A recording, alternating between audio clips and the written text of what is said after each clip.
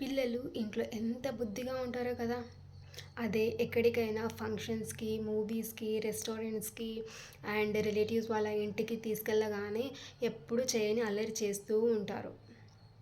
దాంతో పేరెంట్స్ ఆ టైంలో ఇరిటేట్ అయ్యి పిల్లలని కొట్టడం, తిట్టడం చేస్తూ ఉంటారు. యాక్చువల్‌గా రిలేటివ్స్ అండ్ ఫ్రెండ్స్ మనకి తెలుసు. బట్ పిల్లలకి వాళ్ళ గురించి అంతగా పరిచయం ఉండదు.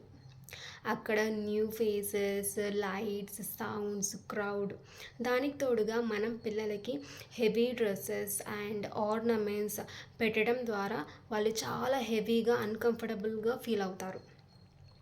మనము పిల్లలని ఎక్కడికైనా తీసుకొని వెళ్ళే ముందు ఆ ఎన్విరాన్మెంట్ గురించి చెప్పి ప్రిపేర్ చేయాలి.